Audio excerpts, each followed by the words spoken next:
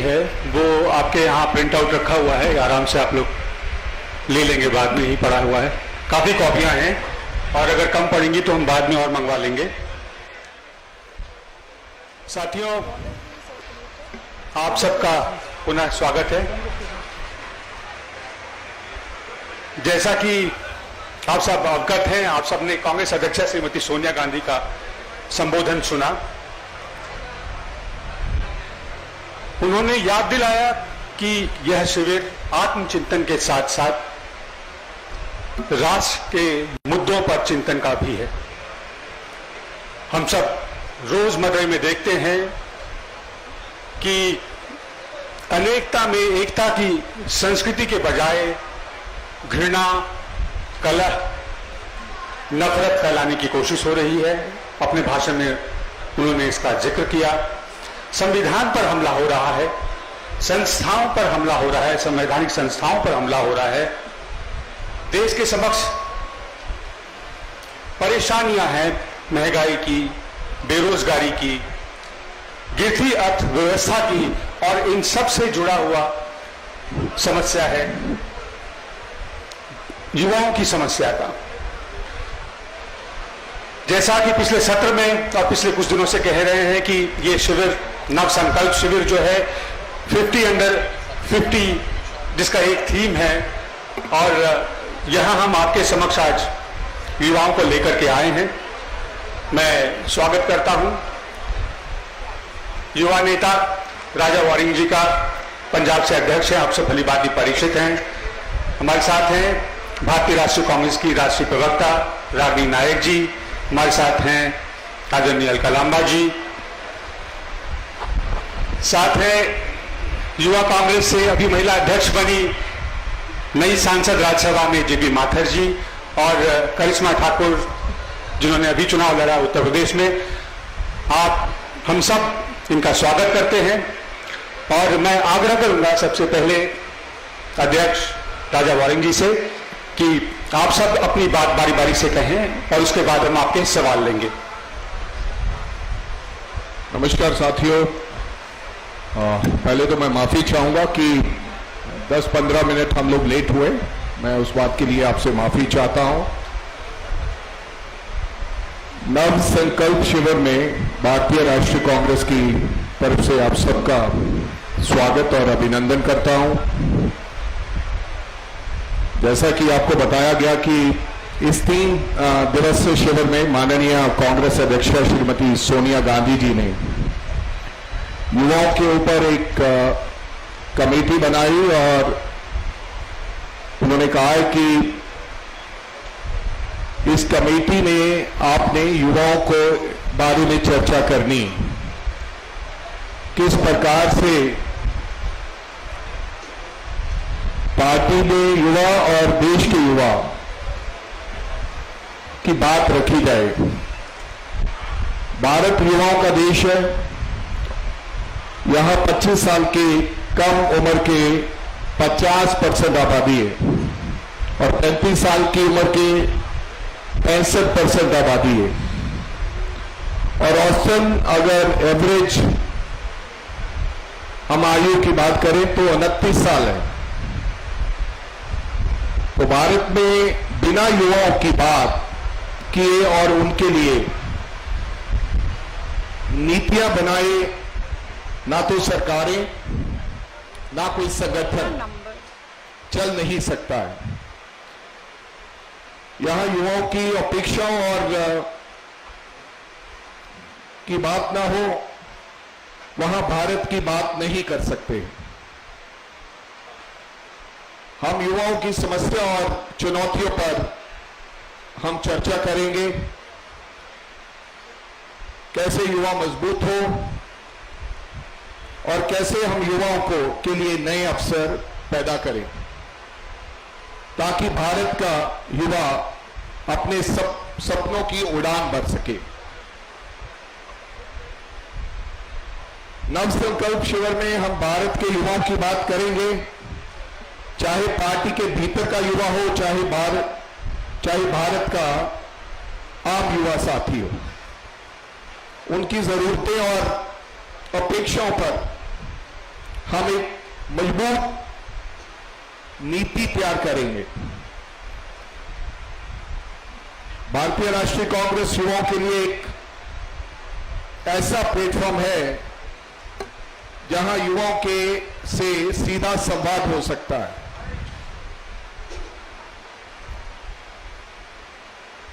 जब हम नव संकल्प शिविर के में आपको बताना चाहेंगे कि 50% लोग युवा हैं और 21% इस शिविर में महिलाएं हैं। हम युवाओं को अनेक स्तर पर अवसर देने पर चर्चा करेंगे। ये युवा और युवाओं से संपर्क साधेंगे ताकि हम युवाओं को देश भर में मजबूती के साथ उनकी बात करने का हक दिलवा सकें। कांग्रेस, भारतीय राष्ट्रीय कांग्रेस का यह भी मानना है कि जब तक उन तमाम युवाओं की बात नहीं रखी जाएगी तब तक हम मजबूत भारत नहीं बना सकेंगे। इसी के साथ मैं अपने साथियों को कहूंगा कि वो 4 मुख्य बिंदुओं पर अपनी बात आपके सामने रखेंगे। डॉक्टर रागनी जी। नमस्कार। नव संकल्प चिंतन शिविर में आए सभी पत्रकार बंधुओं का मैं स्वागत करती हूं, अभिनंदन करती हूं, इस्तकबाल करती हूं। और चूंकि हम युवाओं की बात कर रहे हैं और मैं समझती हूं कि युवाओं में कितनी शक्ति है, कितनी क्षमता है, कितनी ताकत है, इस बात पर बहस करना या इस बात को प्रदर्शित करना सूरज को दीपक दिखाने के समान है। और शुरुआत में युवाओं के राजनीति में प्रतिनिधित्व वाले मुद्दे से करना चाहती हूं और इसीलिए मुझे लगता है कि महाप्राण निराला की कुछ पंक्तियां बहुत उपयुक्त हैं जो आप लोगों के साथ साझा करके मैं अपनी बात की शुरुआत करूंगी। तो निराला कहते हैं कि रोक टोक से कभी नहीं रुकती है, यौवन मद की बाढ़ नदी की किसे देख झुकती है, गरज गरज वो क्या कहती है कहने दो, अपनी इच्छा से प्रबल वेग से बहने दो। तो कहते हैं कि नौजवान क्या नहीं कर सकते, तख्त तो ताज पलट सकते हैं, इनकलाब ला सकते हैं, हवाओं का रुख बदल सकते हैं। और जब चुनाव आता है तो सबसे ज्यादा सब्ज बाग नौजवानों को ही दिखाए जाते हैं। 2 करोड़ रोजगार से लेकर नाली की गैस में पकौड़े तलने तक, 8% की बेरोजगारी दर से लेकर हाथों में डिग्री और अपॉइंटमेंट लेटर न देकर पत्थर, लाठी और तलवारें पकड़ाने तक। मुझे लगता है देश का पत्रकार भली भांति जानता है कि नौजवानों की आंखों में किस तरह से धूल झोंकने का काम हुआ है, नौजवानों को किस तरह से बरगलाने का काम हुआ है।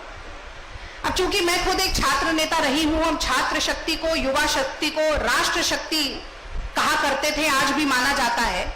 और ये कहा जाता है कि किसी भी देश के नवनिर्माण की नींव का पहला पत्थर नौजवान अपने कंधों पर ढोते हैं। ये कहा जाता है कि जब भी किसी देश का नाम विश्व पटल पर स्वर्णिम अक्षरों में लिखा जाता है तो उसकी कलम नौजवानों के हाथ में होती है। ऐसी परिस्थिति में देश में नौजवानों की राजनीति में प्रतिनिधित्व की क्या परिस्थिति है, पॉलिटिकल पार्टिसिपेशन किस स्तर पर है नौजवानों का। मैं समझती हूं ये भारतीय राष्ट्रीय कांग्रेस के लिए और नव चिंतन संकल्प शिविर के लिए एक गहन समीक्षा का और गहन मंथन का विषय है। हम पार्टिसिपेटरी डेमोक्रेसी की बात करते हैं, अगर नौजवान उसका हिस्सा नहीं होगा, अगर नौजवान उससे विमुख होगा तो क्या सच में लोकतांत्रिक मान्यताएं, लोकतांत्रिक प्रणाली इस देश में पूर्ण रूप से काम कर पाएगी? ये एक बड़ा सवाल है जो यूथ एजुकेशन और एम्प्लॉयमेंट कमिटी इस शिविर की बहुत ही गंभीरता से इस बात पर चर्चा कर रही है, डिलिबरेशन और डिस्कशन कर रही है। मैं बताना चाहती हूं कि दुनिया का हर 5वां नौजवान भारतीय है और भारत में नौजवानों की जनसंख्या करीब 55% है। फिर भी राजनीतिक प्रक्रिया में, निर्णय प्रणाली में और लोकतांत्रिक व्यवस्था में उनकी भूमिका और उनसे जुड़े हुए मुद्दे लगभग नगण्य है, दोयम दर्जा मिला हुआ है। ऐसे प्रतिकूल वातावरण में इस कमेटी ने ये सोचा है, ये प्रस्ताव आगे रखे हैं और इन पर चिंतन के बाद ऐसी पूरी आशा है कि इनको हम क्रियान्वित भी कर पाएंगे। सबसे पहली बात कि युवाओं की आकांक्षाओं को न सिर्फ कार्य प्रणाली में बल्कि हर संकल्प पत्र में प्रमुखता के साथ हिस्सा मिले। स्किल डेवलपमेंट चाहते हैं, नौकरी चाहते हैं, स्पोर्ट्स की फैसिलिटीज चाहते हैं, किस तरह से अपने जीवन को बेहतर बनाना चाहते हैं, ये सारी आकांक्षाएं जो हैं वो मैनिफेस्टो से लेकर, मैं समझती हूं कि ब्लॉक से लेकर CWC की जो चर्चाएं होती हैं उसमें प्रमुखता से उनको हिस्सा मिलेगा, ऐसा ये कमेटी चाहती है। और इसी के साथ साथ मैं याद दिलाना चाहती हूं कि पिछले राज्यों के चुनाव में और खासतौर से उत्तर प्रदेश में हम एक अलग भर्ती विधान लेकर आए। सरकारी नौकरियां मिलेंगी, उसमें युवाओं की कितने प्रतिशत भागीदारी होगी और युवाओं में महिलाओं की भी कितने प्रतिशत भागीदारी होगी, कांग्रेस ने बताया। तो ये विरासत राजीव गांधी के समय से है, जो चाहते थे कि राजनीतिक प्रक्रिया में, प्रणाली में, इलेक्टोरल प्रोसेस में उस दायरे को संकीर्ण किया जाए जो नौजवानों को बाहर रखते हैं। 21 साल से 18 साल हमने उम्र कर दी और अब कांग्रेस पार्टी, भारतीय राष्ट्रीय कांग्रेस ये सोचती है कि 50 बिलो 50 ये फॉर्मूला अपनाना चाहिए। इस शिविर में भी 50 की उम्र से कम 50% लोग हैं।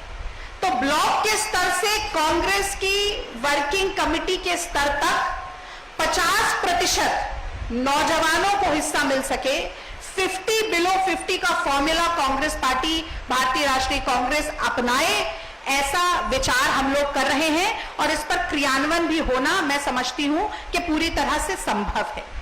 और इसी के साथ साथ एक बात मैं जरूर बोलूंगी, क्योंकि जब हम युवा कहते हैं तो दिमाग में आता है युवक, नौजवान, पर जब हम युवा कहते हैं तो उसमें युवतियां भी सम्मिलित हैं। यानी कि gender diversity, caste diversity, religious diversity, regional diversity, जो युवा जब हम कहते हैं तो इसे इस एक बड़ी परिभाषा में जितनी विविधताएं आती हैं उन सबको भी बराबरी से हिस्सेदारी मिल सके, उन डाइवर्सिटीज को हम प्रिजर्व कर सके, अनेकता में एकता की मिसाल को हम इस परिपाटी पर भी हम पूरा खरा उतर पाए, ऐसी हमारी उम्मीद है। तो 3 बड़ी बातें युवाओं के पार्टिसिपेशन को लेकर, 50 बिलो 50 ब्लॉक से लेकर CWC तक, preservation of diversity with in this definition of युवा और द यंग पॉपुलेशन, और तीसरा, ज्यादा से ज्यादा अपेक्षाएं जो युवाओं की हैं उनको हम अपनी कार्य प्रणाली में सम्मिलित कर सकें। ये युवाओं के रिप्रेजेंटेशन पर इस कमेटी ने सोचा। अब मेरे बाद बेरोजगारी पर बात करेंगी अलका लांबा जी, वो मुद्दा अपना आगे रखेंगी। आप सभी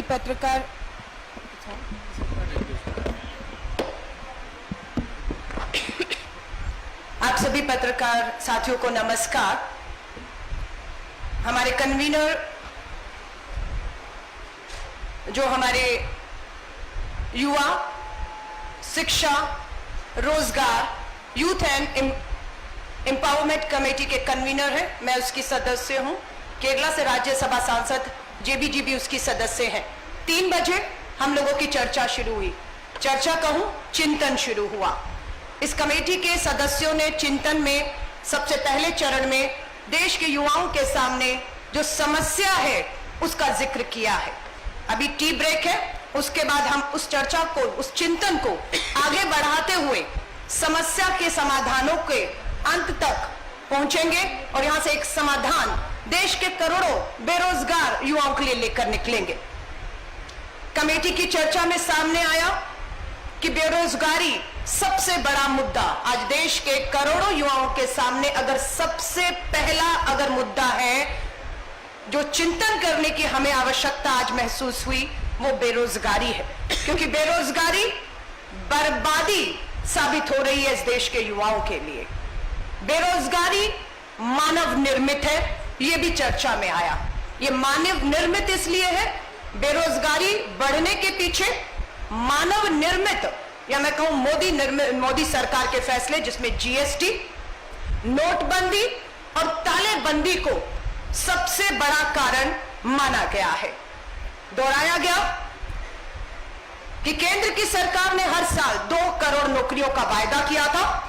आज साल में 16 करोड़ नौकरियां दी जानी थी, लेकिन सर्वे ये बताते हैं कि 45 सालों के बेरोजगारी ने इस देश की आजादी के अब तक 75 सालों में 45 साल के सारे रिकॉर्ड तोड़कर बेरोजगारी को सबसे बड़ा मुद्दा और सबसे बड़ी समस्या के तौर पर हमारे सामने लाकर खड़ा किया। 90 करोड़ लोग इस देश में, 140 करोड़ में से 90 करोड़ हमारी देश की कामगार है, वर्कफोर्स है। उस वर्कफोर्स में 90 करोड़ की वर्कफोर्स में फिर सर्वे बताते हैं कि 45 करोड़ लोगों ने रोजगार की तलाश छोड़ दी है। 45 करोड़ लोगों ने रोजगार की तलाश ही छोड़ दी है, वो निराश होकर बैठ गए हैं। पूरे देश में आधी आबादी महिलाओं की है। उस वर्कफोर्स में, इस देश के विकास में उस आधी आबादी महिलाओं का भी जो हिस्सा है वो मात्र अब 9% तक आकर रुक गया है। इसके साथ साथ सामने आया कि देश भर की सरकारों में, चाहे केंद्र की सरकार हो या केंद्र की जो इतनी भी नियुक्तियां हैं, 30 लाख पद खाली पड़े हुए हैं। चिंतन हुआ कि कांग्रेस सरकार एक पूरा आंदोलन इस तरह से खड़ा करे कि केंद्र की सरकार को मजबूर किया जाए कि ये 30 लाख पद जो केंद्र की सरकारी नौकरियों में है, पीएसयूज में, उसे भरा जाए। उसके साथ साथ उत्तराखंड, हरियाणा, उत्तर प्रदेश और बहुत से राज्यों में देखा गया सेना की भर्ती में देश सेवा भावना से, राष्ट्र सेवा भावना से जो युवा बेसब्री से इंतजार कर रहा है कि सरहद पर जाकर मां भारती की वो सेवा करेगा, आज वहां पर भी देखने में आ रहा है कि 2,55,000 पद सेना में खाली पड़े हुए हैं। इन सब चीजों को देखते हुए मनरेगा का भी जिक्र किया गया कि किस तरीके से देश के करोड़ों युवाओं को रोजगार के साधन उपलब्ध हो सकते हैं। मनरेगा का जिक्र आया कि इस महामारी में, तालेबंदी में, कांग्रेस शासन में national rural employment guarantee act जो लाया गया, वो डूबते को तिनके का सहारा, उस बेरोजगार युवा को एक डूबते को तिनके का सहारा साबित हुआ। लेकिन चिंता यह भी जताई गई कि मनरेगा में हमारे जो टीचर अध्यापक थे, पीएचडी किए हुए थे, वो भी राजस्थान में सरकार से हमें सामने आया कि यहां पर मनरेगा के तहत वो काम मांग रहे थे, क्योंकि बहुत लोगों के निजी चीजें जो है तालाबंदी की वजह से वो शिकार हुए थे। हमारे मंथन में अभी तक ये भी सामने आया कि कांग्रेस के शासनकाल में राइट टू एजुकेशन लाया, कांग्रेस लाई, जिसका लाभ हर ग्रामीण पृष्ठ के युवाओं को हुआ कि right to education, right to food, खाने का अधिकार कांग्रेस लेकर आई कि आज 80 करोड़ लोग महामारी के बीच में, महंगाई और बेरोजगारी के बीच में राइट टू फूड के तहत ही शायद कहीं ना कहीं 80 करोड़ लोग सरकारी मुफ्त राशन पा रहे हैं। अगर ये नहीं होता तो आज जो लोग मोहताज हो रहे हैं सरकारी मुफ्त राशन का, वो उससे वंचित रह जाते। राइट टू इंफॉर्मेशन, ये वो चीजें हैं जो कांग्रेस के शासन में आई। सूचना का अधिकार, अब नया आया है right to job.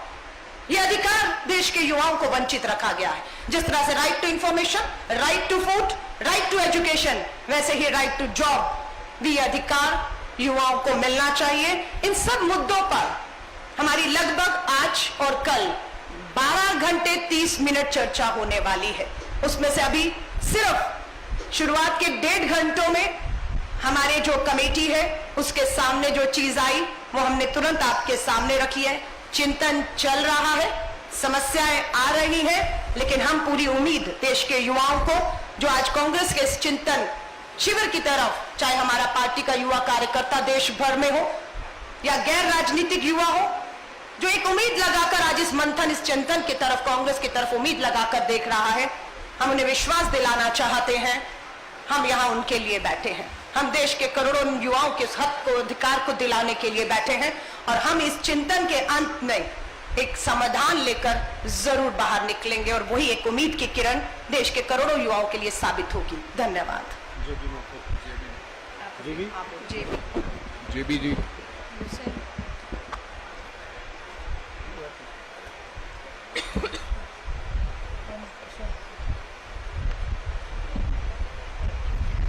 A very good evening to all of you. I am representing this committee and I will be speaking on the education aspect. We live in challenging times and Indian National Congress believes that education decides the future of the youth and through them the future of our nation. So our country's future depends on how we prepare our youth to face the future challenges. Unfortunately, the children of our country are now entering adulthood where the climate of uncertainty exists. We have reached a point where we have forced to think of few questions. Do we need an India where education helps youth to be constructive or destructive? Do we need an India where education shapes the youth to be tolerant and secular or intolerant and in which communal venom gets injected? Do we want an India where education prompts the youth to work towards the dream Mahatma Gandhi dreamt of or that Nathuram Godse killed for?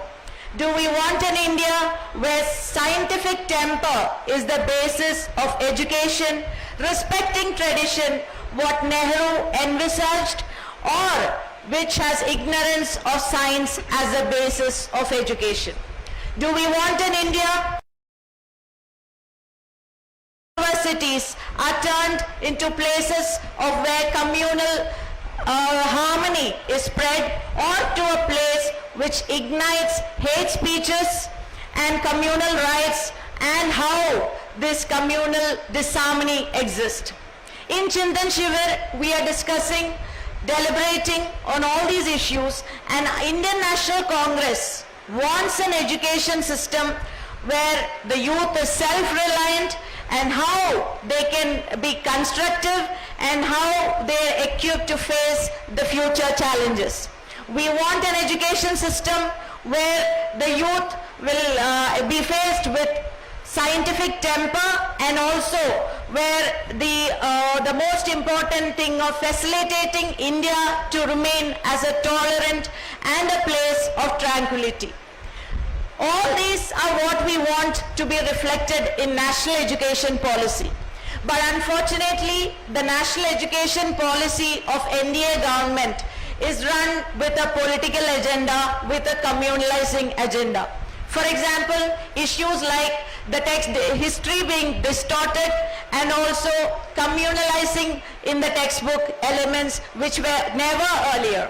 Congress party during the time of Sri Rajiv Gandhi, national education policy, the new policy of that time was made with absolutely no political agenda. But here we see everything is made with political agenda.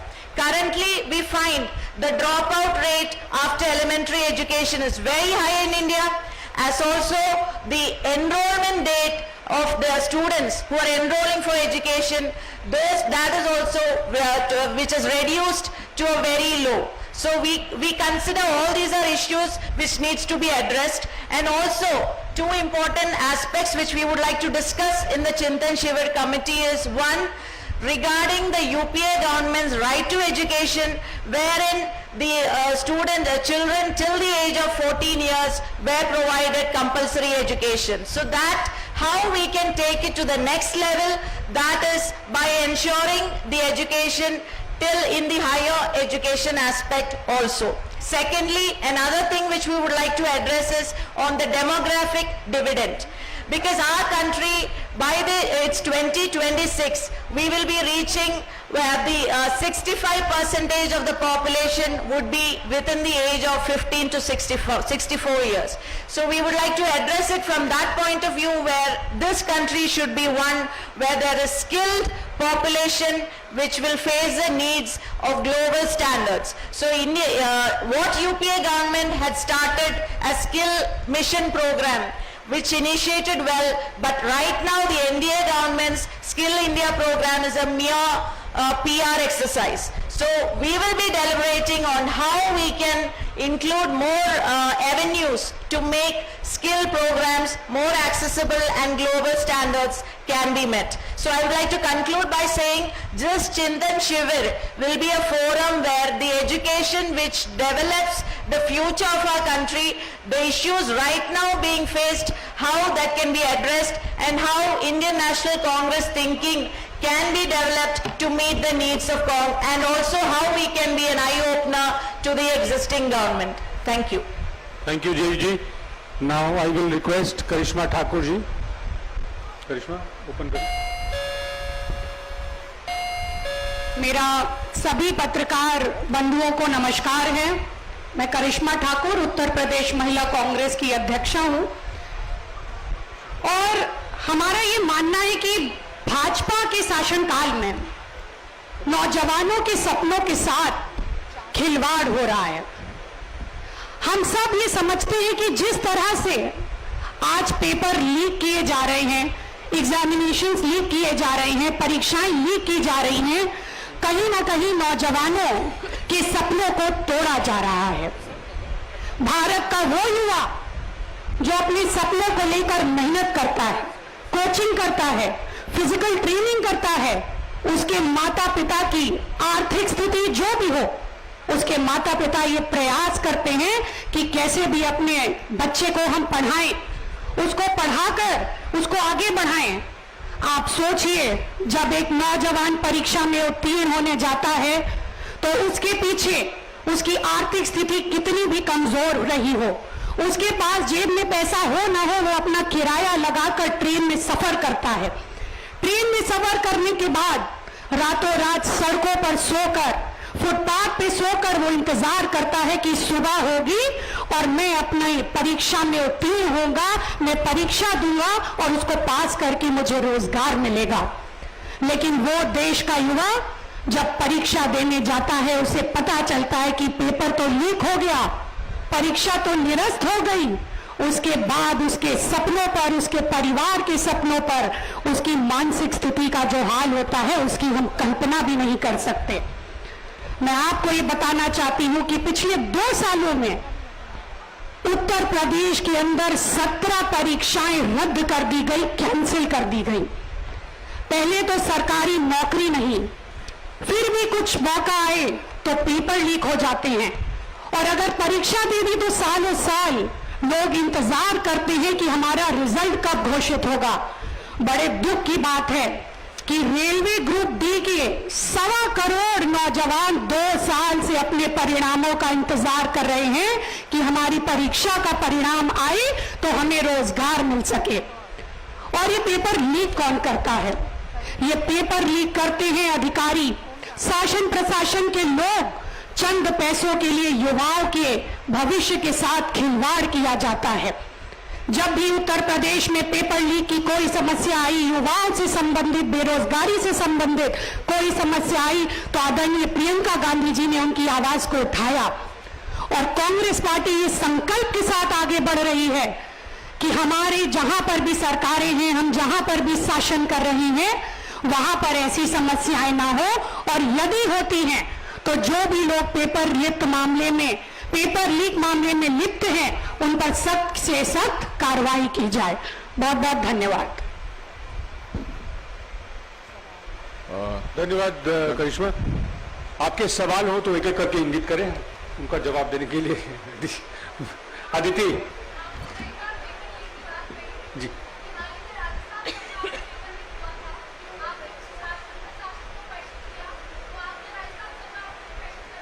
जी बिल्कुल, हमारी जो party है, युवाओं के साथ अगर कोई भी अत्याचार है तो हम लोग को पूर्णतः इस बात पर विश्वास है कि अशोक गहलोत जी की सरकार, जो लोग भी इसमें लिप्त होंगे, अपराधी होंगे, तो उन पर जरूर कार्रवाई की जाएगी. जी सिद्धार्थ.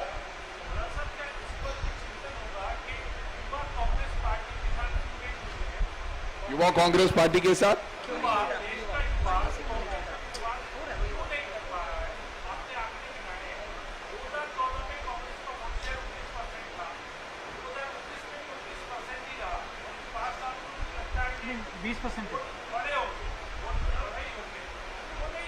इसी पे कल करेंगे।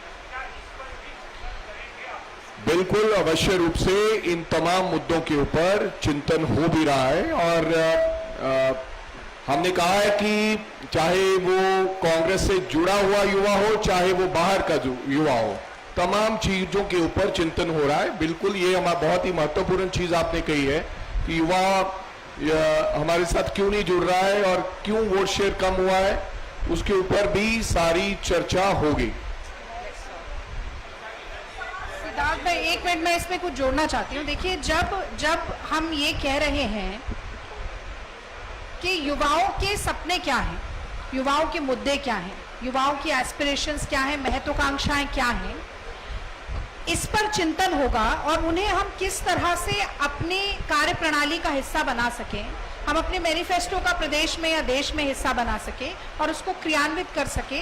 तो हम चाहते हैं कि युवा ज्यादा से ज्यादा हमारे साथ जुड़े, और युवा जुड़ेंगे भी तब जब हम सिर्फ राजनीतिक तरह से उन्हें जोड़ने की कोशिश न करें। मैंने तमाम और एवेन्यूज भी गिनवाए। फिर हमने ये भी आपको बताया कि शिक्षा में हम किस तरीके से बेहतरी कर सकते हैं। ये भी बताया गया कि राइट टू एजुकेशन है तो राइट टू एम्प्लॉयमेंट भी कांग्रेस पार्टी चाहती है कि एक अधिकार नौजवानों को मिले। तो इन सब चीजों का अगर क्रियान्वयन होगा तो युवा हमारे साथ और ज्यादा जुड़ेंगे, ऐसी उम्मीद नहीं, पूरा विश्वास है। जी,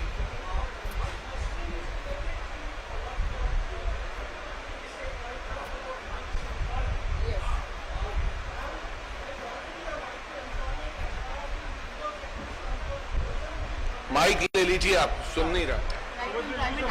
Hello. Can you hear me now? आपसे I'm Shobhadra Chatterjee from Hindustan Times. My question is related to the what you said about right to employment.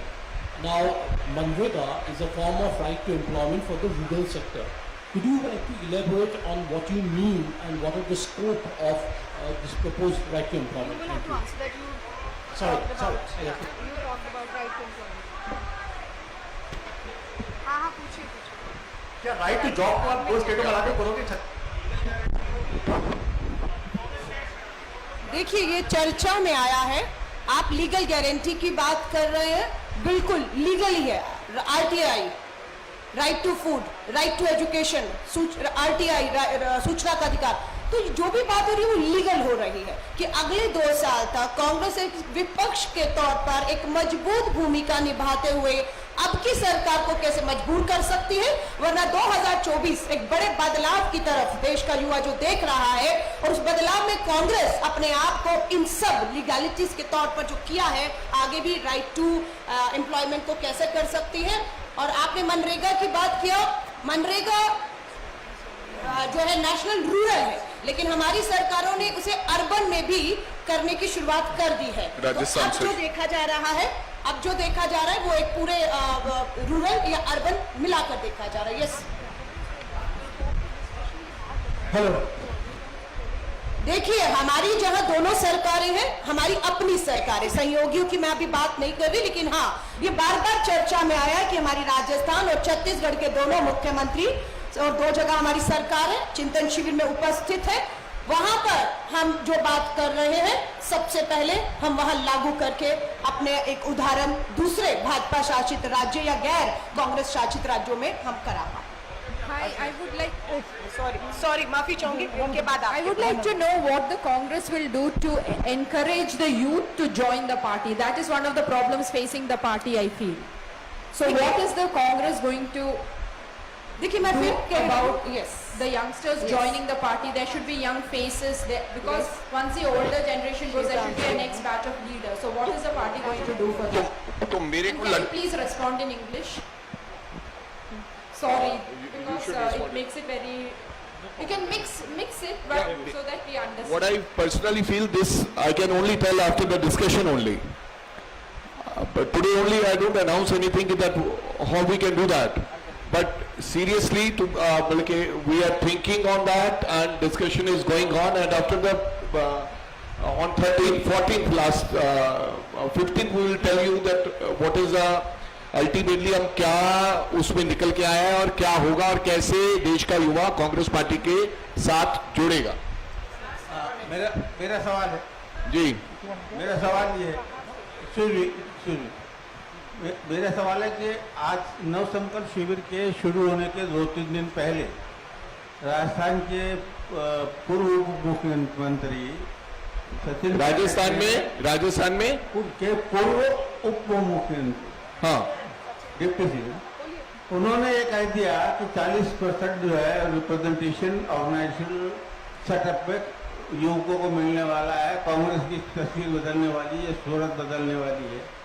तो ये शिविर के पहले जो इस तरह के अनाउंसमेंट हुए हैं, it has come from a person जो सबसे महत्वाकांक्षी हुआ आज देश का सबसे जो है वो सचिन पायलट। मैं आपसे आग्रह करूंगा कि आप अपनी व्यक्तिगत राय जो है बाद में दे सकते हैं, प्रश्न पूछे। मेरे ख्याल से मेरा प्रश्न यही था कि वो 40% का है उसको सुबह की जो ब्रीफिंग हम तो डिस्कशन में जो निकल के आ रहा है 50% की बात कर रहे हैं। दूसरी बात जो सचिन पायलट जी ने कहा, उनके व्यक्तिगत विचार हो सकते हैं।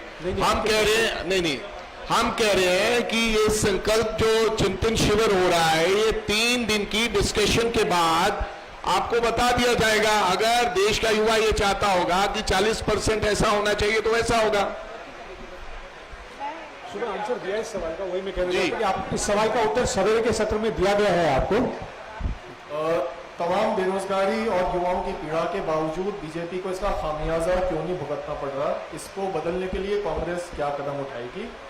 एक और सवाल कि युवाओं में फैलाई गई जो सांप्रदायिक नफरत है उसको काउंटर करने के लिए कांग्रेस क्या कदम उठाएगी? शुक्रिया। मैं क्वीन से आदित्य मेनन। जी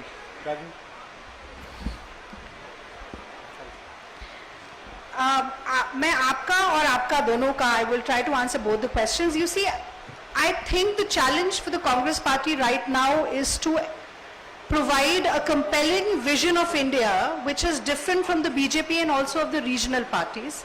A vision which has foremost involvement of the youth of this country, a vision which reflects the aspirations of the youth of this country, a vision which is not just political, a vision which empowers the youth to come out from the periphery or the margins to the forefront of not just electoral power but also power in different walks and fields of life.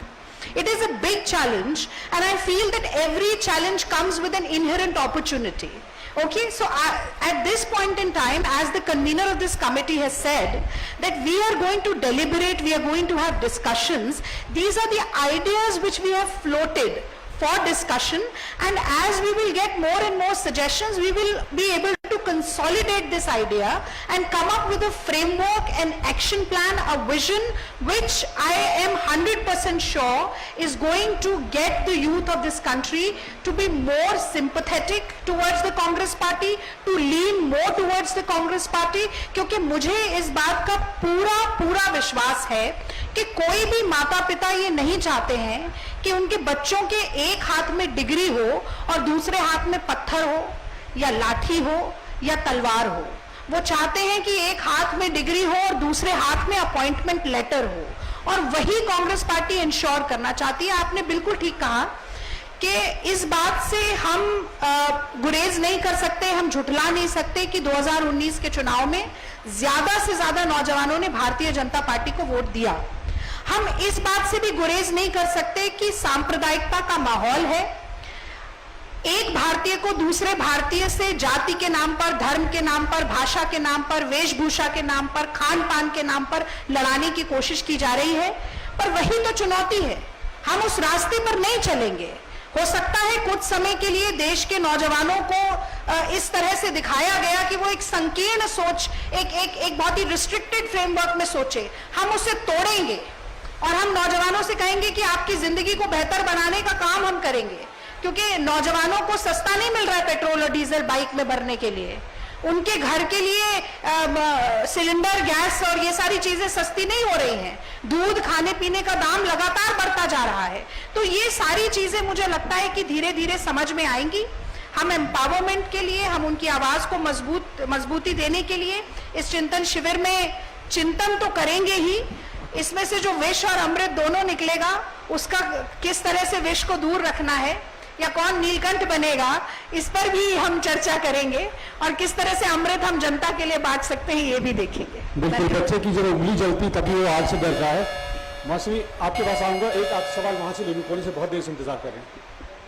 जय वडेल, Gujarat first. Sir मेरा सवाल ये है कि आज आप नौजवान और युवाओं की बात कर रहे हैं, उन्हें अधिकार देने की बात कर रहे हैं। गुजरात का एक नेता हार्दिक पटेल जो बार बार अपने अधिकारियों के लिए ट्वीट कर चुका है, वो आज दिख नहीं रहे। क्यों? क्या उन्हें इनवाइट नहीं किया गया? कि इनवाइट किया गया लेकिन वो नहीं आए? मेरे ख्याल से ये सवाल आप लोगों ने पहले के सत्र में भी पूछा था। मैं जानकारी कर लूंगा कि क्या है इस बारे में जानकारी और फिर आपसे साझा करेंगे। तब सोनिया गांधी जी ने, अध्यक्ष ने भी कहा कि बहुत लोग यहाँ आना चाहते थे, सभी नहीं आ पाए। कुछ क्या कारण रहे हम पता करके आपको बता देंगे। मौसमी, Your party is called the age-old party. Young leaders are sitting on the dais. एक टेक्निकल क्लैरिटी है, मैं आपसे पूछना चाहूंगी, कोई भी आंसर कर दे। मॉर्निंग में एक प्रेसर हुई थी, उसमें बोला गया कि युवाओं को 50% आरक्षण दिया जाएगा आपके संगठन में, पर ये युवाओं का जो ब्रैकेट है वो बिलो 50 है। तो is the youth panel happy with the bracket of under 50 age युवा? Personally I am happy, but it's a strange कि 50 के नीचे आप युवा होंगे और आपको आरक्षण दिया जाएगा। यूथ पैनल क्या सोचता है, ये दिलचस्प। मौसमी, देखिए एक चीज आपने आइडेंटिफाई की, दूसरी भी करी कि युवाओं में युवतियां ज्यादा हैं, एक वो रिप्रेजेंटेशन भी है। तो देखिए मुझे लगता है कि मंजिल अगर कितनी भी दूर हो, उस दिशा में बढ़ता हुआ हर कदम हमें मंजिल के करीब ले जाता है। आज आप कहें कि मीडियन एज 29 है, तो आप किसी भी राजनीतिक दल के लिए बड़ा मुश्किल होगा कि वो कहें कि मीडियन एज के हिसाब से हम 50% केवल 29 साल से कम लोगों को हम देंगे। लेकिन 50 का मतलब ये नहीं होता है कि 50% 50 की उम्र के लोगों को मिलेगा। 50 में 45 भी हो सकता है, 40 की उम्र के भी लोग हो सकते हैं, और 35 साल तक तो यूथ कांग्रेस के ही हमारे सदस्य रहते हैं।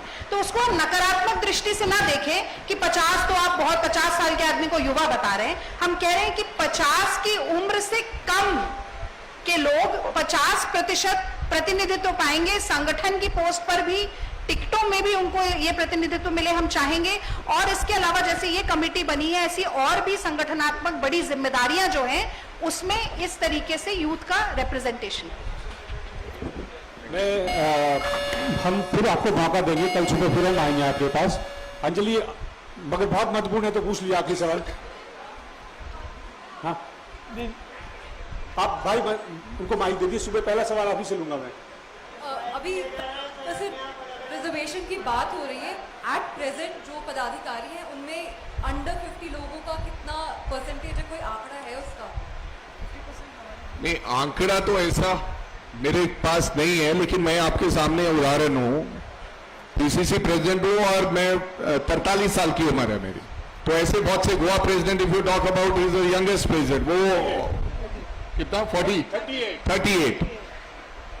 तो ऐसा आंकड़ा नहीं है। मेरे को लगता है कल आंकड़े के साथ भी आपको सुबह अशोक गहलोत जी 34 साल की उम्र में बन गए थे प्रदेश कांग्रेस कमेटी अध्यक्ष। तो लंबी परंपरा है कांग्रेस पार्टी की। सर एक सवाल आपको ही बता दीजिए, आप लोग जो यूथ एक्सरसाइज कर रहे हो, जो चर्चा कर रहे हो, कितने राज्य, कितने यूथ से आप लोगों की बात क्या है? कितने राज्य, कितने यूथ, किससे बात हुई आप लोगों की, वो चाहते क्या है? हमारे पूरे देश से युवा आए हैं। मेरे को लगता है 67 और 68 पार्टिसिपेंट्स हैं जो चर्चा कर रहे हैं, और हर प्रदेश से कहीं से 2, कहीं से 3, कहीं से 4, कहीं से 1, अलग अलग तमाम स्टेट की रिप्रेजेंटेशन है। और उन लोगों ने पहले जो एक कमेटी बनी थी 10 लोगों की, जिसमें मैं कन्वीनियर था, हमने पूरे देश से लोगों के सुझाव भी व्हाट्सएप से और ईमेल से मंगवाए थे। धन्यवाद जी। बहुत बहुत धन्यवाद आप सभी। धन्यवाद। Thank you.